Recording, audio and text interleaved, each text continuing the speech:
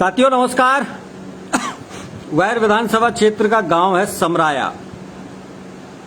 आप जब state highway से चलकर के पहाड़ी से और बाड़ी तक का जो स्टेट हाईवे है उससे गुजरेंगे तो वैर विधानसभा क्षेत्र का गांव पड़ता है समराया। सड़क के किनारे बसा हुआ है। समराया के रहने वाले इमरान खान इस समय आपकी स्क्रीन पर हैं और इमरान खान शिक्षक रमजानी खान के पुत्र हैं जिन्होंने हमको बचपन में पढ़ाया था या हमारी एलिमेंट्री की जो एजुकेशन थी उसके कर्णधार रहे रमजानी खान जी, उनके बेटे हैं।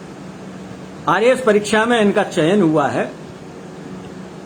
आज के संवाद कार्यक्रम में हम थोड़ी सी विस्तार से चर्चा करेंगे कि किसी विद्यार्थी के, किसी युवक और युवती के दिमाग में जब आरएएस बनने का ख्वाब आता है, वो आरएएस बनने का सपना अपनी आंखों में सजोता है, तो उससे लेकर के सफल होने तक की पूरी कहानी किन किन पड़ावों से गुजरती है, क्योंकि ये करीब 3 साल चलने वाला लंबा प्रोसेस हो गया है, तो आसान नहीं होता है पेशेंस बनाए रखना। इसलिए इमरान की जुबानी, आंखों में बसे सपने से लेकर के सफलता की पूरी कहानी, आपके सवाल इस संवाद को गंभीर और रोचक और सार्थक बनाने में हमारी मदद करेंगे। इमरान भाई, समय निकाला इसके लिए धन्यवाद। कहाँ से शुरू करोगे पूरी दास्तां सुनाना?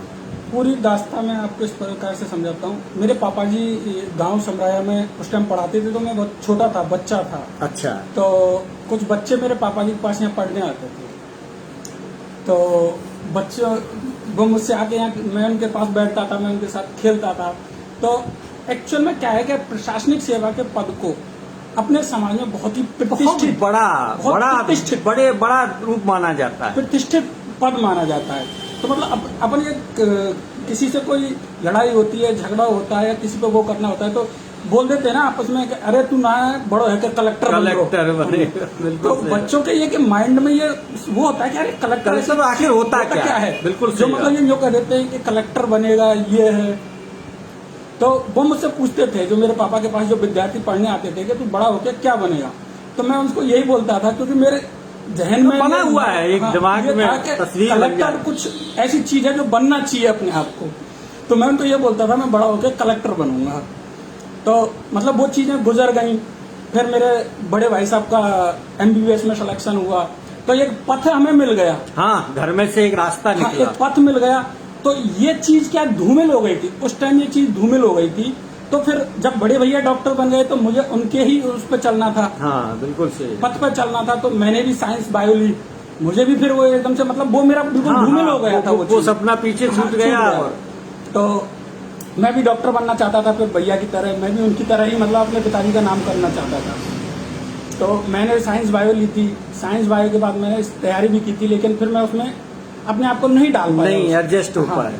तो उसके बाद फिर मैंने उसी टाइम बीएड का भी एग्जाम दिया था, उसी टाइम मैंने एमबीए का भी एग्जाम दिया था। अच्छा। आरमेट होता था उस टाइम, तो मेरा बीएड में भी सिलेक्शन हुआ था उस टाइम और आरमेट में भी सिलेक्शन हुआ था। पापा जी ने मुझे बहुत बोला था कि तू बीएड कर ले, लेकिन एक एमबीए भी उस टाइम अपने आप में बहुत वो मानी जाती थी। तो मूवीज वगैरह में वो चीज देखते थे कि एमबीए में एक एमएनसी कंपनी का मैनेजर होता है, ये होता है। तो मैंने फिर पापा जी को मना किया कि मुझे एमबीए ही करनी है। एमबीए करने हम चले गए। मैंने स्वामी केशवानंद इंस्टीट्यूट जयपुर से एमबीए, अच्छा एसकेटी से मैंने वो किया है। तो ये सपना वापस से मेरा एमबीए करते हुए वापस से ये सपना फिर से जहन में ये बात याद आती है। क्योंकि वहां पर मेरा एक दोस्त था, जयपुर का रहने वाला है, चंद्रवीर सिंह। उसका इच्छा थी प्रशासनिक सेवा में जाने।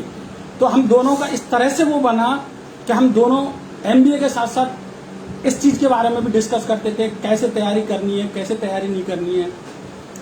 तो हमने फिर इस तैयारी करना स्टार्ट किया। एमबीए करने के बाद मैंने कुछ जॉब भी की थी कुछ टाइम, लेकिन मुझे यह सपना पूरा करना था अपना प्रशासनिक सेवा में जाने का। इस वजह से मैंने एमबीए की नौकरी छोड़ दी।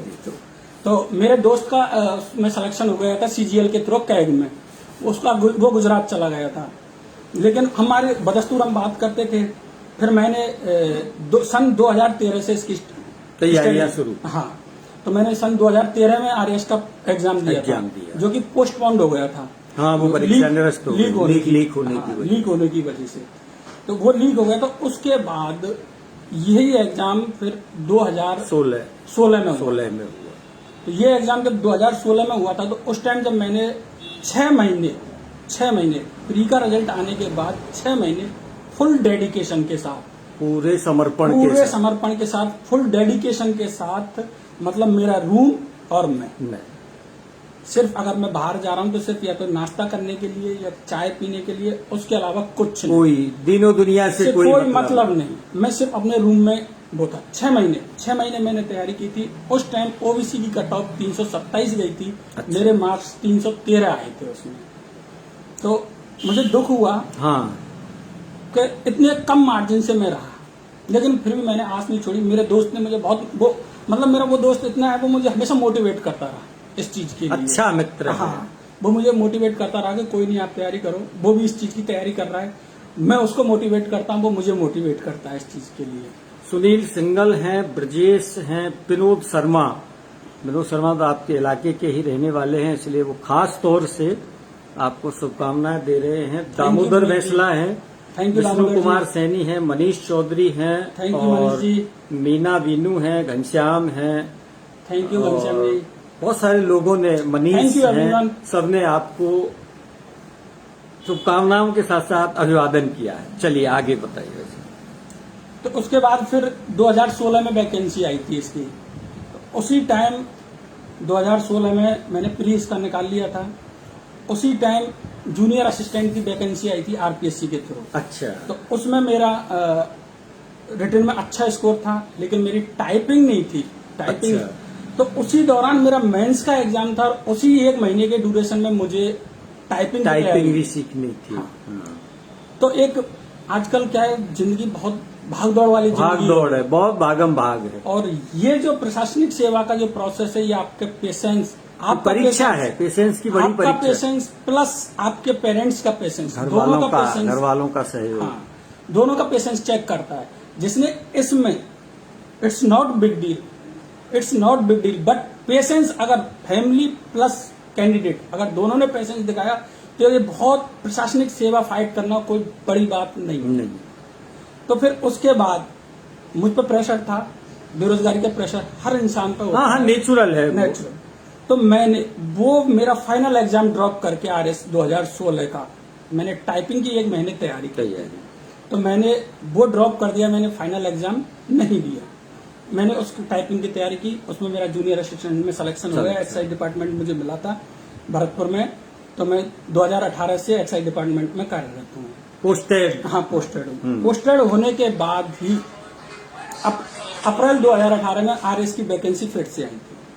तो हमें इसमें एक बेनिफिट है कि कुछ डिपार्टमेंट ऐसे हैं जिनमें इनका फिक्स्ड कोटा होता है। हाँ, बिल्कुल सही बात। हाँ, तो वो उसी डिपार्टमेंट के कैंडिडेट्स के लिए कुछ सीटें रिजर्व रहती हैं। तो मैंने उसी कोटे से, अपने एक्साइज डिपार्टमेंट का कोटा है, उससे आरएस में अप्लाई किया। तो उसमें मैंने जब अप्लाई किया था, तो मेरा प्री निकल गया। फिर मैंने जॉब के साथ साथ मेरे कलीग्स, मेरे अधिकारी बहुत सपोर्टिव रहे मेरे लिए इस चीज में।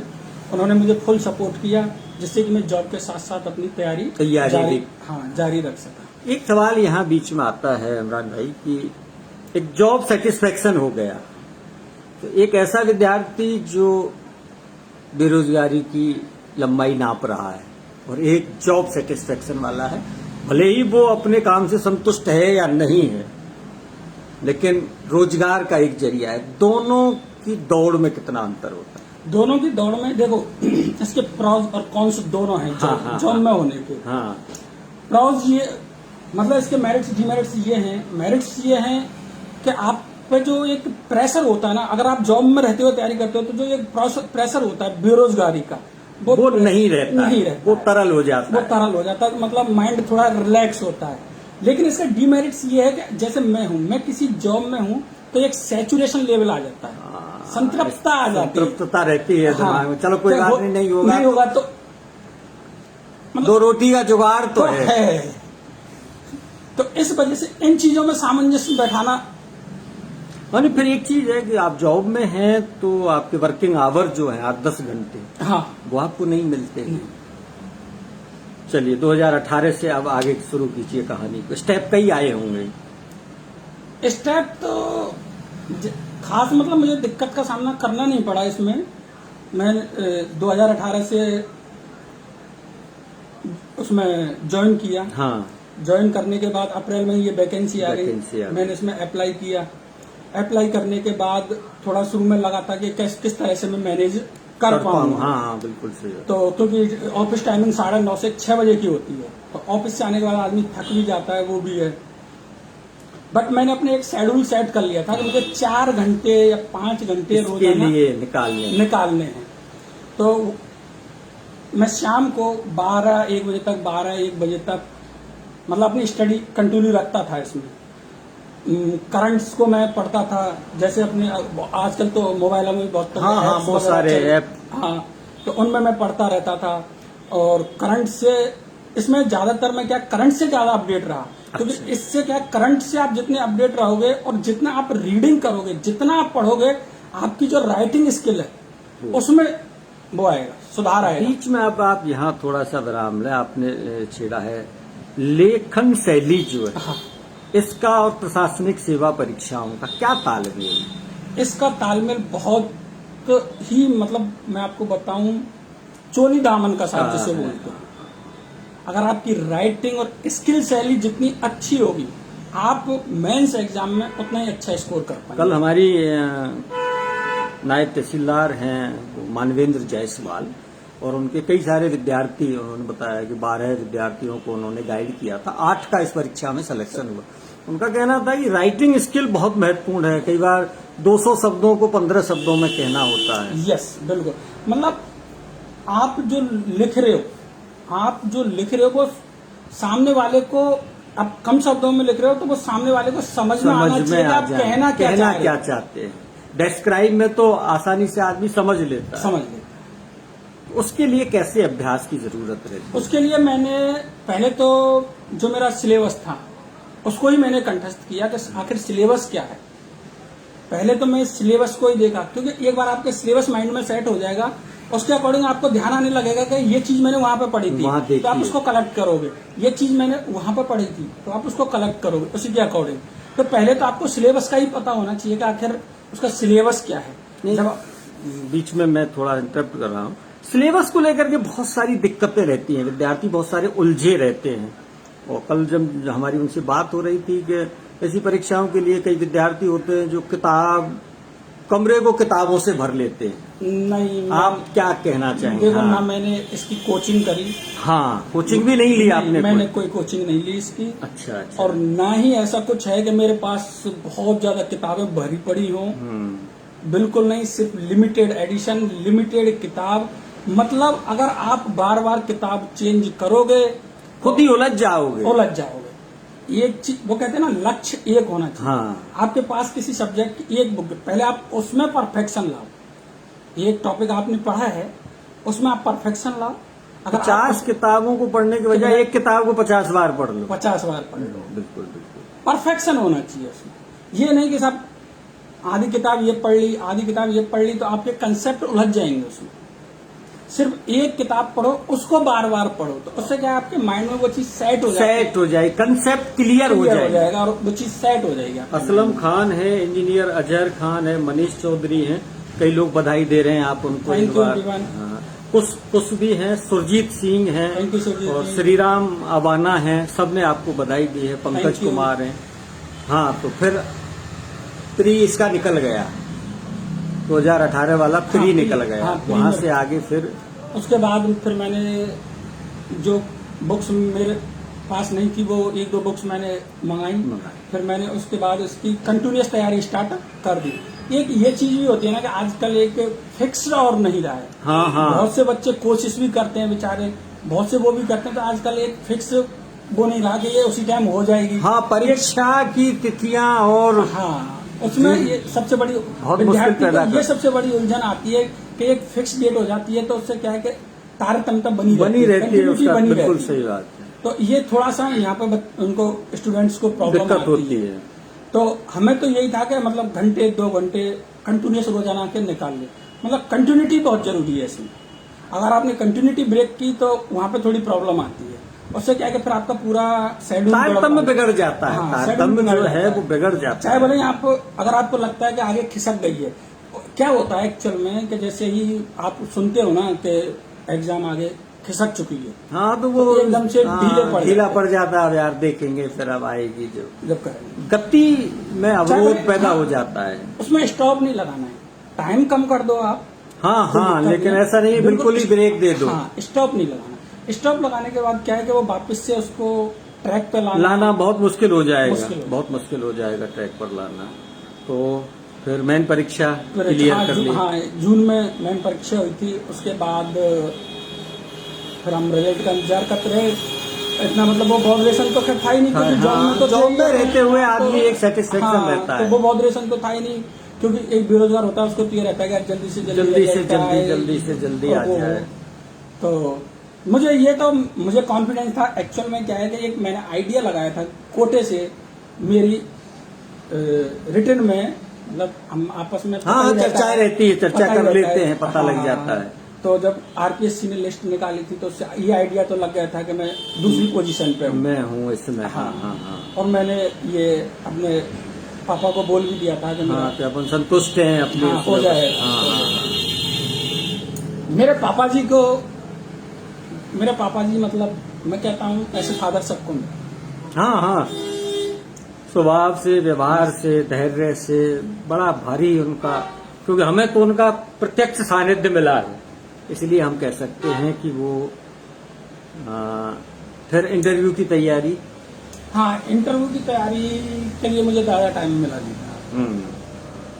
वो इसलिए नहीं मिला था कि हमारा कुछ एक कोर्ट में केस गया था, कुछ कोटे वाले। वो लिफाफा बंद रखा है वो कोई है? नहीं, वो कोर्ट केस अलग है। मतलब हाँ, एक्चुअल हाँ। में क्या है कि जब हमसे फॉर्म वगैरह फिलअप वगैरह कराए जाते हैं तो उसमें एक ऑप्शन आता है डीसी कैटेगरी का। तो अच्छा। उस टाइम क्या है, बहुत से लोग ऐसे ही डाल देते हैं डीसी कैटेगरी, जबकि होते नहीं है वो डीसी कैटेगरी में, डिपार्टमेंटल कैटेगरी में अच्छा होते नहीं हैं, अच्छा तो अच्छा। ऐसे ही डाल देते हैं। हाँ तो उसकी वजह से उस टाइम जब फर्स्ट टाइम आरपीएससी ने रिजल्ट डिक्लेयर किया था तो उस टाइम उसमें मेरा या हमारे मतलब जो भी बाद में जो सेलेक्ट हुए उनका किसी का भी नहीं था, क्योंकि वो ऐसे ही डाल दिया किसी ने, नॉर्मल जो बंदे थे। अच्छा अच्छा, तो उन्होंने किसी भी डाल कैटेगरी दिया का- कि अपन हाँ, डिपार्टमेंटली है। हाँ, तो उस टाइम नहीं था। तो हमारा जो रिजल्ट आया था हमारे इंटरव्यू होने से 1 महीने पहले ही आया था। अच्छा, तो मुझे 1 महीने के आसपास टाइम मिला था। टाइम मिला है। हाँ। ये कौरव फौजदार हैं, ये 2 कमेंट्स किए हैं इन्होंने अभी तक। बुक्स कौन सी लें, ये एक बड़ी उलझन रहती है विद्यार्थियों की। और आपने सर कौन सी पुस्तक खरीदी? पुस्तक तो देखो एग्जैक्ट मैंने मतलब ये नहीं, मतलब पुस्तक मैंने ऐसे नहीं कि ये भी ले ली वो भी ले ली। जैसे मैंने राजस्थान जीके के लिए पहले तो मैंने क्या है कि जो प्री की मैंने तैयारी की थी तो लूसेंट की बुक आती है। अच्छा अच्छा, लूसेंट उसमें थोड़ी गलतियां आती हैं, बट वो थोड़ी क्रॉस चेक करनी पड़ती हैं। तो प्री के लिए वो लूसेंट पड़ी थी, क्योंकि वो ओवरऑल सारे सब्जेक्ट सबको समेकित कर लेती कवर कर लेती है। और मैंने अपने राजस्थान के लिए लक्ष्य की स्टडी की थी। लक्ष्य की किताबें हाँ, जो लक्ष्य हैं। की स्टडी की थी। और एक पॉलिटिकल के लिए मैंने एक लक्ष्मीकांत करके आता हाँ, है। लक्ष्मीकांत जी की है, राजनीति विज्ञान की हाँ। अच्छी पुस्तक बताते हैं। हाँ, वो पढ़ी थी। तो लक्ष्य एक्चुअल में क्या है, नीरस पुस्तक है। अच्छा, लक्ष्य की पुस्तक जो है नीरसता भरी हुई है। हाँ, मतलब वो बहुत मोटी है, देखने में ये लगती है कि इसको कैसे पढ़ेंगे, और जब वास्तव में उसको पढ़ते हैं तो अगर आप में डेडिकेशन नहीं है तो आप उसको नहीं पढ़ पाओगे, आप 4 पन्ने पलट के ही रख दोगे। बिल्कुल सही बात है। नईम खान और पंकज अमेजेरिया जी हैं, वो आपको बधाई दे रहे हैं उनका। Thank you. तो अब मैं बीच में एक सवाल पूछ रहा हूँ, आपका साक्षात्कार कब हुआ? मेरा साक्षात्कार था 15 अप्रैल। 15 अप्रैल से तो शुरू नहीं हुए थे। 15 अप्रैल ही तो था। नहीं, पोस्टपोन, मेरा जो लास्ट इंटरव्यू था जो पोस्टपोन्ड हो गए थे। अच्छा अच्छा, 16 से फिर ये अप्रैल से पोस्टपोन्ड हो गए हैं। 15 अप्रैल को था, ये पोस्टपोन्ड हो गए थे। अच्छा अच्छा, आपके बाद फिर ये हाँ, ये पोस्टपोन्ड हो कोरोना की वजह गए, से पोस्टपोन्ड हो गए थे। ये वापस से स्टार्ट, वापस से अब जाकर के शुरू हुए हैं। स्टार्ट। हाँ, अब मैम एक बड़ा नेचुरल सा सवाल है। 13 को रिजल्ट आया हाँ, 13 जुलाई। और करीब 9 से लेकर के 11-12 तक अखबारों की सुर्खियों में आरपीएससी रही। बिल्कुल। ये खबरें पढ़ करके आपको कैसा लगा? ये खबरें पढ़ के एक्चुअल में क्या है कि मेहनत कश वाले जो स्टूडेंट है ना, उनके साथ धोखा है। हिलता है एक बार अंदर से, जो दिखता है 23 लाख की पेटी। जो बच्चे मेहनत करते हैं, हाँ, बहुत सौ के माँ बाप इस पोजीशन पर नहीं होते बेचारे के, पढ़ाने के भी बहुत दिक्कतें होती हैं। जब ऐसी खबरें सुनते हैं तो उससे बच्चे स्टूडेंट डिमोरलाइज होते हम पढ़ के करेंगे क्या जब सब काम पैसों से हो रहा है? सब काम बेचारा गरीब का बच्चा कैसे आगे बढ़ेगा? कैसे उसे मौका मिलेगा?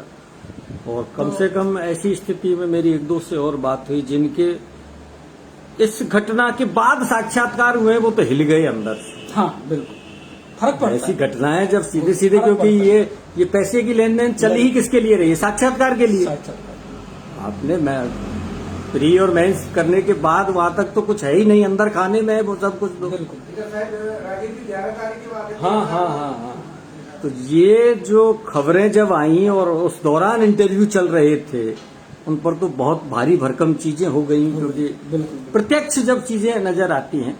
अब चूंकि इमरान भाई 1000 के करीब वैकेंसियों की और संभावना आरपीएससी को एक भेजा है, तो हो सकता है आने वाले दिनों में आएंगी।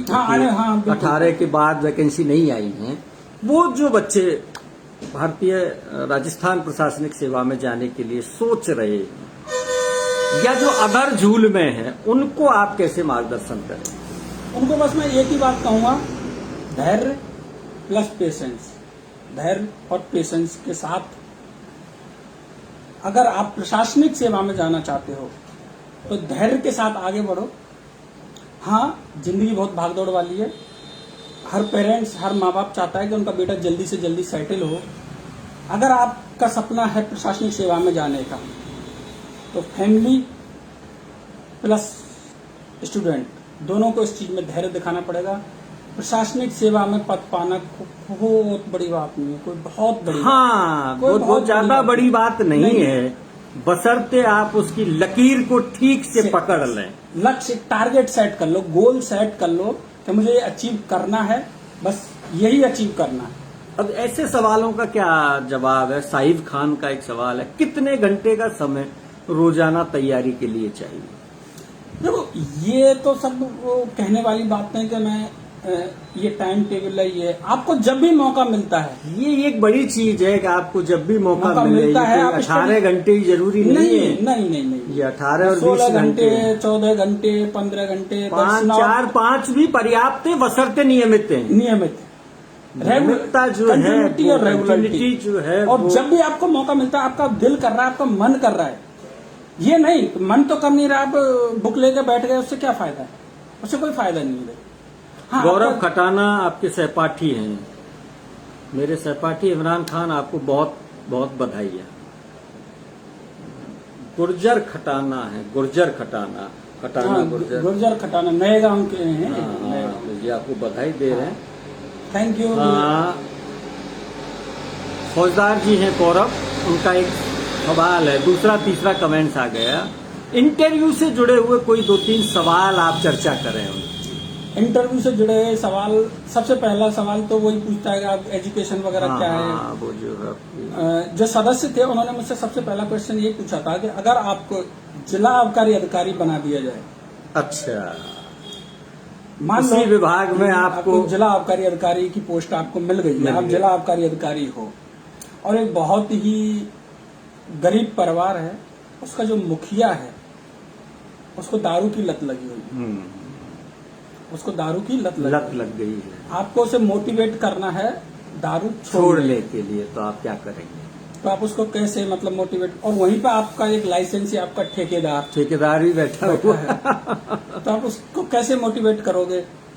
अगर आप उसको ये मोटिवेट करते हो कि आप दारू छोड़ दो, तो आपको ठेकेदार, आपका लाइसेंस ये बोलेगा कि साहब मेरी भी गारंटी भी कम कर दो।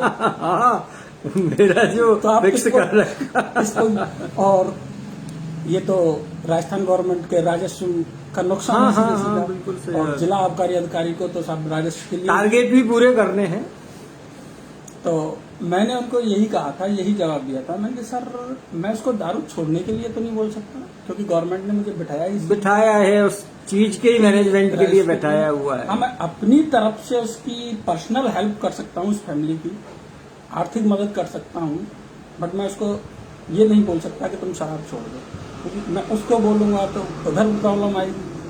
तो फिर यही चीज़ होगी। बाकी वैसे हमारे जो प्रोडक्ट वगैरह आते हैं इसमें एक्साइज डिपार्टमेंट में पहले लिखा होता है कि स्वास्थ्य के लिए हानिकारक है, इंजीरियस टू हेल्थ। और कोई एक दो सवाल, जो एक आध सवाल ऐसा बताइए कि आप हिल गए हों सवाल को सुन करके। हाँ, एक मुझसे पूछा था कि पॉलिटिकल साइंस में साइंस क्या है और पॉलिटिक्स क्या है। अच्छा अच्छा, राजनीति में विज्ञान क्या है, तो जबकि ये ह्यूमन विषय है राजनीति। हाँ, तो मैंने उनको यही बताया था कि पॉलिटिकल साइंस एक क्या है, अपने संविधान, पॉलिटिकल साइंस संविधान और पॉलिटिकल की व्यवस्थाएं हैं। बिल्कुल बिल्कुल। तो उसमें हर चीज एग्जैक्ट रूल्स रेगुलेशन फिक्स हैं, उनमें कुछ उधर नहीं, इसीलिए वो विज्ञान मतलब है। हाँ, वो एग्जैक्ट है, मतलब एक उनका तरीका है, अवधारणाएं हैं अपने अकॉर्डिंग वो मैनिपुलेट नहीं कर सकते, जो है वो है। तो इसलिए पॉलिटिकल साइंस में वो विज्ञान का एक दर्जा दिया गया है। ऐसा कोई सवाल जिससे इंटरव्यू लेने वालों को सबसे ज्यादा खुशी हुई हो, या उनके चेहरे पर संतोष का भाव? मेरे इंटरव्यू में तो वो सारे ही खुश, आपके चेहरे मुस्कुराते हुए चेहरे को देख करके, मतलब लोकल का कोई सवाल आपसे पूछा हो? लोकल का उन्होंने मुझसे कोई क्वेश्चन नहीं पूछा था। एक क्रिकेट से रिलेटेड पूछा था कि फील्डिंग की वजह से नो बॉल कैसे होती है। तो एक्चुअल में क्या है कि उनके दिमाग में कुछ और आंसर आ रहा था, और फील्डिंग की वजह से तो कई तरीके से नो बॉल हो सकती है। तो मैंने जो आंसर दिए थे वो चाह रहे थे कि उनके दिमाग में जो आंसर है वो तो संभव नहीं है, वो तो अलग अलग इंटरप्रिटेशन। तो मैंने उनको कहा था कि जैसे 30 यार्ड का जो वो होता है, हाँ, उसमें लिमिटेड फील्डर्स की जरूरत होती है, तो अगर उससे ज्यादा फील्डर होंगे तो नो बॉल हो जाएगी। एक अगर आप बाउंड्री लाइन से बाहर खड़ा हो अगर प्लेयर तो नो बॉल हो जाएगी। तो वो कह रहे थे कि नहीं, बॉलिंग जैसे अपन बॉलिंग करने से पहले बोलते हैं ना, round the wicket, of the wicket, और हाँ, तो उसकी मैंने जैसा हाँ उसकी वजह से भी हो सकता है, पर अब ये जरूरी थोड़ी है कि आप जो उत्तर सुनना चाह रहे हैं वही मैं। एक मुझसे पूछा था चाय, मतलब वो उसमें आती है कि मादक पदार्थों में। अच्छा, चाय, हाँ, चाय मादक पदार्थों में आती है, क्योंकि उसमें कैफीन होती है, कैफीन की मात्रा होती है। और एक पूछा था कि अपने राजस्थान में शराबबंदी के लिए कई मूवमेंट हुए, तो कौन था वो? तो उस टाइम मुझे ये तो पता था वो कहाँ से रिलेट करता है, एक छावड़ा जी थे। मुझे उस टाइम उनका नाम चले गए, इस दुनिया से चले गए। उनकी पुत्रवधू अभी पूजा छावड़ा जो है वो उन्होंने अभी दामन थामा हुआ है। कमिश्नर साहब को भी उन्होंने अपना वो दिया, हाँ, पूजा छावड़ा ज्ञापन दिया है उन्होंने कि काफी स्ट्रगल कर रही हैं उसके लिए। ज्ञापन भी दिया है कि मतलब जो हमारे राजस्थान की फेमस चीजें या उनके नाम पे उसका वो नहीं होना, नामकरण नहीं होना चाहिए चीजों का। तो मैंने उनको जगह बता दी थी कि वो गंगानगर से बिलोंग करते हैं, पर मैम ने पूछा था, मैम थी, उन्होंने मुझसे ये क्वेश्चन पूछा था। हाँ। तो मैंने उनको यही कहा था कि मैम वो एग्जैक्ट, मैंने उनको साफ कि मुझे नाम तो याद नहीं, बट वो गंगानगर से बिलोंग करते थे, इतना मुझे याद है। तो मैंने ठीक है। और एक क्वेश्चन पूछा था मुझे, मेंबर्स अध्यक्ष जो थे उन्होंने पूछा था कि सुप्रीम कोर्ट के मतलब लैंडमार्क डिसीजन, अच्छा, माइलस्टोन डिसीजन जो है, बिल्कुल हाँ। तो कई सारे थे, जैसे मेनका गांधी का था, एक केरल का था, केशवानंद भारती, बड़ा प्रसिद्ध डिसीजन है। तो मुझे पूरे तो खैर मुझे नहीं पते थे, हाँ, जो थे वो आपने उनको बता दिए। तो अब अभी चर्चा अपन कर ही रहे हैं, अभिभावक अगर आपको कोई सुन रहा है जिनके बच्चे आने वाले दिनों में तैयारी करेंगे, उनसे आप एक सफल परीक्षार्थी के रूप में क्या कहना चाहेंगे? मैं अभिभावक से तो यही कहूंगा कि बच्चों पे अनावश्यक प्रेशर नहीं है। ये कभी भी अपने बच्चे की किसी से तुलना नहीं करें। उसका वो देखो वो ऐसा है, वो उसका ऐसा है, उससे बच्चा डिमोरलाइज होता है। डिमोरलाइज होता है, कभी कभी क्या बच्चा डिप्रेशन में भी चला जाता है, क्योंकि उसको एक बर्डन आता है। बर्डन आता है तो बर्डन की वजह से वो प्रेशर लेता है तो मतलब बच्चे को वो करने दो जो वो चाहता है, अपनी चीजें उस पर बच्चे पे कभी मत करो। साहिब खान का एक और सवाल है, जब तैयारी करनी है तो किस चीज पर ज्यादा फोकस करना होगा? मोस्टली क्वेश्चन किस तरह से आते हैं, क्या जवाब है इनका?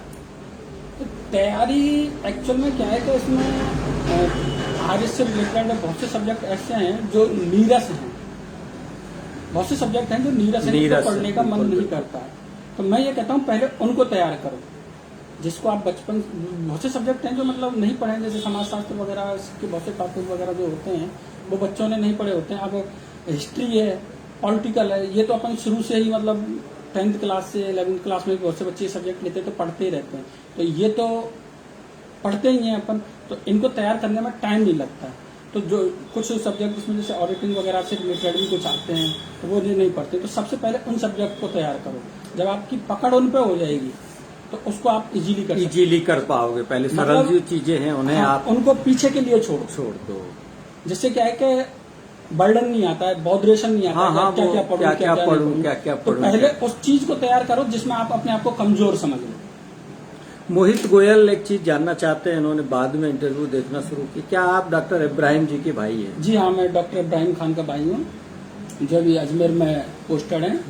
न्यूरोफिजिशियन है वो। फरमान खान है, रामवीर हैं, नईम खान हैं, बहुत सारे लोगों ने आपको बधाई दी है। नईम खान का एक सवाल है, आरएएस का गोल अचीव करने में कितने ईयर का टाइम लगा इमरान भाई आफ्टर स्टार्टिंग प्रिपरेशन? 2013 के बाद से मैं तैयारी कर रहा हूँ। 2013 के बाद से आप इसकी तैयारी कर रहे हैं। 13 का परीक्षा पोस्टपोन्ड हो गई थी, उसके बाद आपने 16 की दी और ये 2016 की मैंने मेंस दी नहीं थी, प्री मेरा क्लियर हो गया, मेंस आप दे नहीं पाए, और 2018 की ही जो है वो प्रॉपर तरीके से तो यही दी है, प्रॉपर तरीके से तो यही दी है और इसी में आप सफल हो गए। कोई ऐसा समय याद करो इमरान भाई जब आप पजल महसूस किया हो? बिल्कुल। हाँ। इसका बहुत अच्छा, 2013 में ही मेरा SSC CGL में FCI में रिटन में मेरा सिलेक्शन हुआ था FCI में। तो उसमें भी उस टाइम क्या है, टाइपिंग प्लस एक्सेल की वो होती है रिटन एग्जाम के बाद। अच्छा। तो मैं वहाँ अपना टाइपिंग वगैरह, मतलब मैं इंटरेस्ट मेरा कभी था नहीं, हल्का सा मैंने किया था टाइपिंग और एक्सेल। तो टाइपिंग तो मेरी वहाँ पर हो गई थी, एक्सेल में मैं थोड़ा वहाँ पे दिक्कत आ रही थी। हाँ, तो मुझे ये तो लग गया कि मेरा सिलेक्शन नहीं होगा। हाँ। बट एक उम्मीद थी कि कोई चमत्कार हो जाए। एक चमत्कार का आदमी सोचता ही है कि कहीं ना कहीं से नहीं आता तब तक बिल्कुल रहता है, बना रहता है, शायद मेरा हो ही जाएगा। तो जब उसका टाइपिंग का और उसका जब रिजल्ट आया था तो मेरा नहीं हुआ था। तो मैं उस टाइम जयपुर में था, भैया के पास था। जब मेरा रिजल्ट आया था तो मैं उस टाइम पूरी तरह से टूट गया था, क्योंकि उम्मीद लाई थी कि हो जाएगा। मैंने पापा जी के पास फोन किया, मैं रोने लग गया था।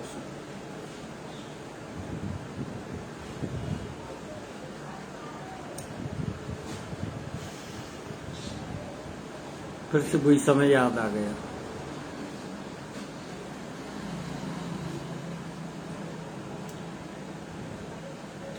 पापा जी ने मेरा बहुत टारस बनाया था। उन्होंने कहा था मुझसे सब छोड़ छाड़ के घर आता, रिलैक्स के लिए, क्योंकि वहां तनाव ज्यादा रहेगा। बिल्कुल सही है, और चीजों से दूर हट जाना चाहिए। तनाव से बचने का यही एक उपाय है कि आप उस माहौल से, उन चीजों से दूर हट जाओ और घर वालों के संरक्षण में। बिल्कुल सही बात है। मेरे पापा जी का सपोर्ट बहुत रहा। हाँ, यूसुफ खान है, गद्दी बिरादरी का नाम रोशन किया है, अल्लाह आपको खूब तरक्की दे। एक पायल राजौरिया है, वो भी आपको बधाई दे रही हैं। शेर सिंह है। नईम खान कह रहे आई एम फ्रॉम डोडा, कोई जगह है तो मुझे। डोडा मेरी ससुराल है। अच्छा। तो ससुराल से है नहीं, इसीलिए अब यहाँ बीच में हम थोड़ा सा वातावरण को और हल्का करने के लिए एक पिता का क्या रोल रहता है, थोड़ी सी भूमिका को आप संक्षेप में, या बीच में एक सवाल थोड़ा सा ब्रेक ले लेते हैं अपन। सवाल ये कि एक परिवार की आर्थिक स्थिति का ऐसी परीक्षाओं की तैयारी में कितना योगदान है? बहुत तगड़ा इम्पोर्टेंट रोल है। बिल्कुल आर्थिक, मैं बता रहा हूँ, हाँ। आर्थिक परिस्थिति आपकी सॉलिड रहेगी तो आपका पेशेंस भी बना रहेगा। वो जब एक एक रुपए के लिए संघर्ष होगा नहीं जयपुर की गलियों में, तब आप टूटते हैं। आपको पैसा चाहिए, सामने किताब दिख रही है, और वो आपको खरीदनी है, वो आपको खरीदनी है, और आपके पैसा पास नहीं है, तो फिर आप उससे थोड़ा, मतलब आर्थिक स्थिति सही है तो आप इधर उधर भागने के बजाय एक उसी गोल पर टिके रहेंगे। बाकी ऐसे बहुत से भी हैं जिन्होंने आर्थिक स्थिति सही ना होते हुए भी ये गोल अचीव किया है। हाँ हाँ, वो तो वो अपवाद हैं, और अपवाद ही होते हैं, अपवाद ही होते हैं, और वो नॉर्मल जिंदगी पर लागू नहीं होते। प्रवीण कटारा है, इनका एक सवाल है साहिब खान जी, सारे क्वेश्चन किताबों से ही आते हैं क्या? एक्चुअल में क्या है, आते सब कुछ किताबों में से ही है। इस बार का जो हमारा आरएस का एग्जाम आया था, कंसेप्चुअल बेसिस था। मतलब अगर आपके कंसेप्ट क्लियर है तो आप वहाँ पे रिटर्न कर सकते हो। ऐसा जरूरी नहीं है कि जो आपने किताब में पढ़ा वही है। आपने कोई चीज पढ़ी तो उसका प्रैक्टिकल किस तरह से अप्लाई कैसे करोगे, ये कुछ एक दो और हमारी तो वो रीडिंग से आती है। सफल लोगों से बात हुई है तो उनका भी कहना है कि वो अप्लाई वाला दिमाग ज्यादा टटोलते हैं कि आप प्रशासनिक सेवा में जा रहे हैं, मतलब किसी चीज को कैसे अप्लाई कैसे करोगे। केवल आपको आना ही पर्याप्त नहीं है, थ्योरेटिकल आना ही पर्याप्त नहीं है कि आपको थ्योरी तो आती है, लेकिन वहां तो फील्ड में तो चीजों को अप्लाई करना पड़ता है। अब आप थोड़ा सा पिता के रोल को। पिता का रोल तो ये होता है, जैसे अपन एक पौधा लेते हैं, पौधा अपन लगाते हैं, उसमें पानी देते हैं, खाद देते हैं, उसको सींचते हैं, तो उसी तरह से माता पिता का रोल होता है कि बचपन में एक पौधे की तरह ही होता है बच्चा, तो उसको उसी तरह से सींचता है। हमारे साथ प्लस पॉइंट ये रहा कि हमारी स्कूलिंग गांव से हुई, पापा जी की जॉब भी गांव में रही, उनकी देख रेख में हुई। और एक मेरे पापा का रूटीन था कि घर पे घंटे दो घंटे बिठा करके अपने पास बिठा के और मैं ये कहता हूँ, कोचिंग ट्यूशन ये कोई बहुत ज्यादा इम्पोर्टेंट नहीं है। अगर आप बच्चे को घंटे 2 घंटे घर का बेसिक एजुकेशन से बात बता रहा हूँ कि अगर घर पे अगर आपने घंटे 2 घंटे 3 घंटे बच्चे को नहीं बैठाया, नहीं पढ़ाया, तो आप कितनी भी हाई फाई कोचिंग में पढ़ा लो, जड़ें कमजोर रह जाएंगी। तो फिर कितने भी हाई फाई स्कूल में पढ़ा लो, उससे कोई फायदा नहीं है जब तक कि बच्चे की एजुकेशन घर पर नहीं हो। तो ये हमारे लिए बहुत अच्छा, हम तीनों भाइयों के लिए तीन भाइयों के लिए ये प्लस पॉइंट रहा। पिताजी का संरक्षण एजुकेशन डिपार्टमेंट में वो हैं, और तो उनके संरक्षण में रहे तो, और उससे एक हमें वो मिलती रही, गाइडेंस मिलती रही। और एजुकेशन के लिए मेरे पापा जी का जो डेडिकेशन वो बिल्कुल काबिले तारीफ है। कहीं बच्चों के प्रति बहुत चिंता करते हैं बच्चों के। यूसुफ खान अस्सलाम वालेकुम आपके लिए नमस्कार बोल रहे हैं, कुल मिलाकर के आप उनकी ले लें। शेर सिंह गुर्जर हैं, उनके लिए तो आखिर अपने इस पूरे अनुभव का सारांश आप क्या बताना चाहें? सारांश तो यही है, सपने देखो, और सपने पूरे करने के लिए ही देखे जाते हैं, और उन्हें जियो, केवल देख करके मत छोड़ दो। बोझ मत बनाओ अपनी चीज, किसी चीज को बोझ की तरह मत लो कि मुझे ये करना है। एक फ्री माइंड, एक शौक की, कोई भी चीज करो एक शौक की तरह करो। जैसे क्रिकेट खेलने का शौक होता है, तो मतलब शौक होगा तो बोझ नहीं मानेंगे आप उस चीज को, एंजॉय करेंगे आप उसे स्टडी भी एंजॉय के साथ करो। दीपक बंसल और यूसुफ खान जी का कहना है कि आपका पूरा परिवार पढ़ा लिखा है, इसका भी, इस क्लाइमेट का भी आपको फायदा मिला है। इस क्लाइमेट का फायदा, मैंने बताया ना, हर चीज के सिक्के के दो पहलू होते हैं, उसके मेरिट्स भी होते हैं और डीमेरिट्स भी होते हैं। तो हाँ बिल्कुल डेफिनेटली एक एजुकेटेड फैमिली का फर्क तो पड़ता ही है, लेकिन मेरे केस में जो मुझे ऐसा लगता है कि जो चीज मैंने आज अचीव की है वो मैं बहुत पहले अचीव कर सकता था। मैंने कहा ना, हर चीज के मेरिट्स डिमेरिट्स हैं वो। तो मेरा फैमिली बैकग्राउंड एजुकेटेड है, इस चीज का मुझे पूरा मेरिट्स है, लेकिन इस चीज का मुझे डीमेरिट्स भी था कि भैया की जो कामयाबी थी उसको मैं हैंडल नहीं कर पाए आप उस पे। बिल्कुल सही बात। भैया की जो कामयाबी थी उसको मैं हैंडल नहीं कर पाया, क्योंकि फादर टीचर हैं, भैया डॉक्टर बन गए, तो मैं एक बहुत ज्यादा मतलब उसमें हो गया कि मुझे क्या करना है। जब फादर डॉक्टर है, फादर टीचर है, भैया डॉक्टर है, तो मैं उस काम भैया की कामयाबी को मैं उस टाइम उसी समय हैंडल नहीं कर पाए। उस दिशा में गए तो सही, लेकिन साइंस बायोलॉजी का चयन भी किया, लेकिन हैंडल नहीं कर पाया उस टाइम। तो फायदे नुकसान सब चीजों के अपने हैं। इस्लाम खान हैं, वो उन्होंने आपको बधाई दी है। रवि धाकड़ हैं, उन्होंने दीपक बंसल हैं, सब ने आपको बधाई दी है। आखिर में और कोई बात जो आपको लगती है कि किसी के काम आ जाए, आपके मुंह से निकली हुई? मैंने देखो, एक चीज होती है, एक झिझक होती है, झिझक होती है कोई चीज करने से पहले, मतलब एक उसको ब्रेक करना होता है, एक्चुअल में क्या है कि नई जनरेशन में जब मेरे भैया का सिलेक्शन हुआ था एमबीबीएस में, नई जनरेशन में, हमारे गांव में पहले से भी डॉक्टर हैं, लेकिन हमारे गांव में जब भैया का सिलेक्शन हुआ था तो उस टाइम एक बूम आया था हमारे गांव में भी। अच्छा, गांव के माहौल, हाँ, एक बूम आया था, तो बच्चे मतलब साइंस बायो की तरफ आगे बढ़ने लगे, साइंस बायो का सब्जेक्ट लेने लगे मेरे गांव में। उसके बाद से बहुत सारे लड़के डॉक्टर बने, बहुत सारे लड़कों ने एमबीबीएस किया, तो अब तक मेरे गांव में आरएस की पोस्ट नहीं। अच्छा, ये माहौल में प्रशासनिक सेवा वाला वो नहीं था। हाँ, मतलब मेरे गांव में सारी पोस्ट है, मेरा गांव बहुत बड़ा गांव मेरा। हाँ। और ऐसी कोई पोस्ट नहीं है कि मेरे गांव में नहीं हो, लेकिन आरएस से जुड़ा हुआ कोई नहीं था। मतलब एजुकेशन के मामले में आसपास के गांव में मेरा स्कूल नामी गिरामी है। हाँ। संजीव सिकंदरा हैं, वो कह रहे हैं आपको बधाई, लेकिन पहचान नहीं पड़ रहे हो। आपने शायद 2007 में 10th किया है। नो। हाँ, तो वो पहचानने में कहीं उनसे गलती हो रही है। मैंने 10th यहाँ से किया था, उसके बाद भैया का एमबीबीएस में समराया गांव से किया था मैंने 10th, लेकिन भैया का जब एमबीबीएस में नंबर आ गया तो मैं उनके साथ जयपुर चला गया था। अच्छा। निजाम गद्दी हैं, माजिद खान हैं, अमजद खान हैं और प्रदीप कुमार, आप सब बधाई दे रहे हैं आपको। Thank you everyone. कुछ बचा है कहने को जो आपको लगता है कि आप किसी परीक्षार्थी के लिए, उसके अभिभावक के लिए आखिर में और कुछ कह सकते हैं?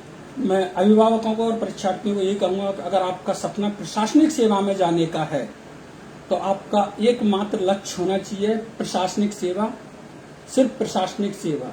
मैं फिर कह रहा हूँ, प्रशासनिक सेवा बहुत बड़ी बात नहीं है, लगती ही बड़ी है। मैं आपको अभी कह रहा था कि जो ब्रेक, एक झिझक होती है। हाँ। अब जैसे मेरे गांव में आज से पहले किसी ने भी आरएस फाइट नहीं किया है, तो यहाँ लोग बाग ये सोचते हैं कि आरएस एक बहुत, एक्चुअल में क्या है कि हर स्टेप इसमें एक प्री, फिर मेन और हर स्टेप पे अनिश्चितता है, निश्चितता नहीं है, अनिश्चितता है। हो सकता है प्री क्लियर कर लो, मेंस में रह जाओ, मेंस क्लियर कर लो, साक्षात्कार में रह जाओ। तो इसकी वजह से हर कोई एक झिझकता है कि इतनी लंबी प्रोसेस में कौन पड़े। बट मैं ये कह रहा हूँ कि प्रशासनिक सेवा में पद पाना बहुत बड़ी बात नहीं है। अगर आपने 6 महीने भी फुल डेडिकेशन के साथ 6 महीने भी अगर आपने दे दिए तो आप 101% कुछ ना कुछ अचीव कर ही लोगे। तो वही मैं कह रहा था, अब इस चीज से मेरे गांव में अभी एक तरह से फिलअप हो गई ये जगह भी। ये रिक्तता भी पूरी हो गई। इसके बाद एक उमंग आएगी। उस मेरे गांव में, मेरे समाज के लोगों में ये संदेश जाएगा कि जब वो कर सकता है तो हम क्यों नहीं कर सकते। आपस में स्वस्थ प्रतिस्पर्धा विकसित होती है। तो मैं तो यही कहूंगा कि जब मैं कर सकता हूं तो सब कर सकते हैं। यूसुफ खान एक चीज आपसे चाह रहे हैं कि खास तौर से गद्दी समाज को कोई मैसेज दीजिए। गद्दी समाज को मैसेज तो मैं यही देना चाहूंगा, एजुकेशन, शिक्षा का रास्ता पकड़िए। एजुकेशन आज के दौर में मस्ट जरूरी है। अगर आपके पास एजुकेशन है तो आप जो चाहते हो, जिस चीज की आपकी इच्छा है, वो आप अचीव कर सकते हो। शिक्षा की बुनियाद अगर आपके पास है और मजबूत है तो जीवन लक्ष्यों को पाया जा सकता है। ये थोड़ा कम है एजुकेशन का मोमडन समाज में, एजुकेशन का एक्चुअल में क्या है कि अभी काफी बढ़ा है। हाँ, धीरे धीरे तो बहुत कुछ बढ़ा है। हमारे गद्दी समाज में भी बहुत अच्छी अच्छी पोस्टों पे गए हैं और गद्दी समाज आगे बढ़ रहा है बहुत, मतलब और मुस्लिम कम्युनिटी के मुकाबले में हमारा, हाँ, गद्दी समाज में एजुकेशन के प्रति एक अलग ही उमंग आई है अभी। तो मतलब बच्चे जैसे फॉरेन से भी MBBS वगैरह करने का एक बहुत हमारे गद्दी समाज में क्रेज है। मतलब यहाँ से सिलेक्शन नहीं हो पा रहा तो फॉरेन कंट्री से करके आ रहे हैं, क्योंकि जो आर्थिक रूप से मजबूत है वो फॉरेन कंट्री से करा रहे हैं बिल्कुल, बच्चों बिल्कुल, को। तो मतलब एक ये क्या है कि एक एजुकेशन के प्रति उनका वो है कि हमारे बच्चे कुछ हाँ करें, कुछ करके दिखाएं। बिल्कुल से तो हमारे गद्दी समाज में तो फिर भी बहुत हद तक, और मैं ये कहता हूँ कि हर बच्चे को एक अच्छी एजुकेशन से नवाजा जाए। शिक्षा होगी तो फिर आगे कुछ सोच पाएगा, कर पाएगा। एक जनरल सा सवाल है, आबिद खान ने आपको बधाई दी है, सौरभ सिंह ने बधाई दी है, लेकिन ये सजा मस्त, ये BP कटारिया का एक सवाल है कि पढ़ाई करते समय माइंड को फ्रेश कैसे रखा जाए। ये कुछ ऐसे सवाल होते हैं जो सब जानना चाहते हैं कि कोई पुड़िया में बूटी हमको मिल जाए, जबकि ये संभव नहीं है। ये सब प्रैक्टिकल हैं, सब चीजें। फ्रेश का तो ये है कि अगर आपने कोई सपना देखा है और आप वास्तव में उसको अचीव करना चाहते हो तो ऑटोमेटिक ही फ्रेश हो जाएगा दिमाग। एक फालतू की बातों से, फालतू की चीजों से माइंड फ्रेश रखना है तो हाँ, फालतू की दिन दुनिया से आपको बचना पड़ेगा एक लिमिटेड टाइम के लिए। उस टाइम के लिए तमाम उलझन, 6 महीने सिर्फ मैं अपने कमरे तक सीमित रहा वो, और मेरी उस टाइम की अभी भी जो मेरी काम आई है वो उसी टाइम, उसी समय की मजबूत स्टडी जो है वो काम आई है। उस टाइम मेरी नींव एक तरह से मजबूत हो गई थी, और जब कंसेप्ट क्लियर हो जाते हैं सब्जेक्ट के और सिलेबस के तो फिर चीजें बनी ही रहती हैं। स्वयं खान गद्दी हैं, उनका कहना है पढ़ेगा तभी तो समाज आगे बढ़ेगा। बिल्कुल बात सही सी है, बिल्कुल। फैजान खान हैं, आपको बधाई दे रहे हैं। ऋषिराज गुर्जर हैं, गोविंद सिंह गुर्जर हैं, बहुत सारे लोगों ने बधाई दी है। सबको समेकित आप धन्यवाद दे दीजिए एक बार। Thank you everyone. साथियों, ये थे इमरान खान, बहुत खुले मन से और सारी अच्छाइयाँ, बुराइयाँ, कमजोरियाँ सब पर बहुत विस्तार से चर्चा की। और इस चर्चा में चूंकि मैंने ये पहले से ही तय कर रखा था कि सपना देखने से लेकर के सफलता तक के बीच का पूरा जो घटनाक्रम है उस पर चर्चा करनी थी।